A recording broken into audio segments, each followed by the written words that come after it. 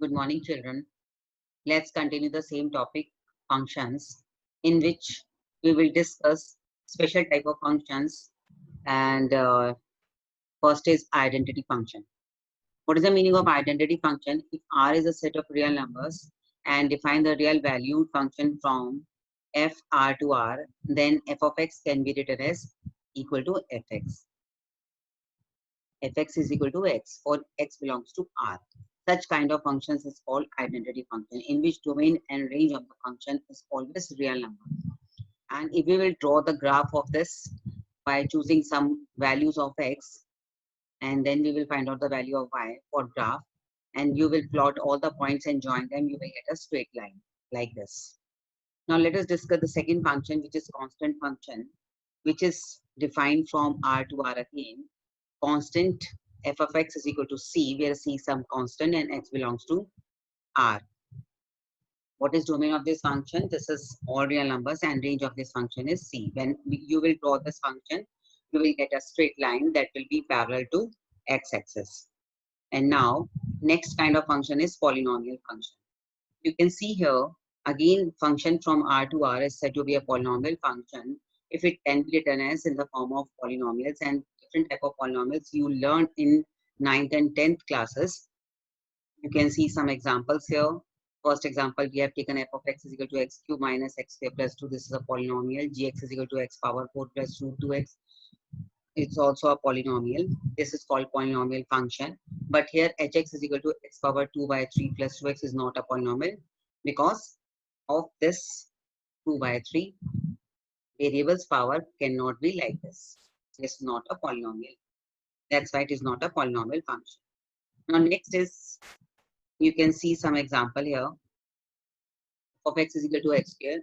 And if we want to draw the graph of this function, first we have to choose the values of x and then find the values of y and plot them. By plotting them, we are getting this kind of graph, which is also called a function, that is polynomial function. Next, again, we have taken one more example, that is f of x is equal to x cube. And you can see here, by choosing values of x and finding the values of y, by plotting them, we are getting this kind of graph, which is also called a polynomial function. The next kind of function is rational function, in which the two polynomials are dividing each other, that is f of x upon gx is called a rational function. One example is here, f of x is equal to 1 by x, and we want to plot this.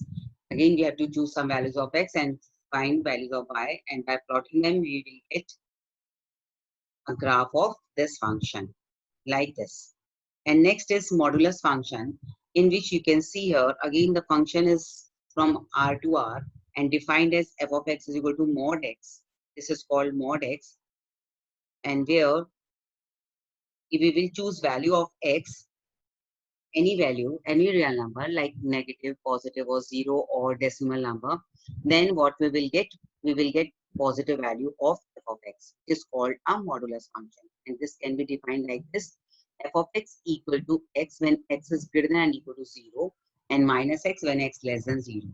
And if you will choose some values of x, either negative, positive, or 0, and then you will find out the value of function fx, and by plotting them you will get this kind of graph.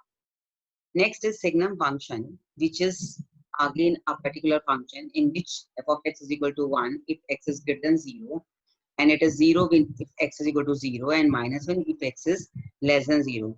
Whenever you will draw the graph of this function, this can be like this. And the last function is greatest integer function. What is the meaning of greatest integer function? You can see the bracket is used for greatest integer is this, and the meaning is the value of it is less than or equal to x. Such a function is called the greatest integer function. Means function from R to R defined by f of x is equal to this bracket, means a value of x can be real number, but the value of f of x is only an integer. You can see some examples here. If x is lying from minus 1 to less than 0, then you can see here x is equal to minus 1. That's why we have taken it is minus 1. And similarly, if x is lying from 0 to less than 1, here x is equal to 0, then greatest integer function is 0.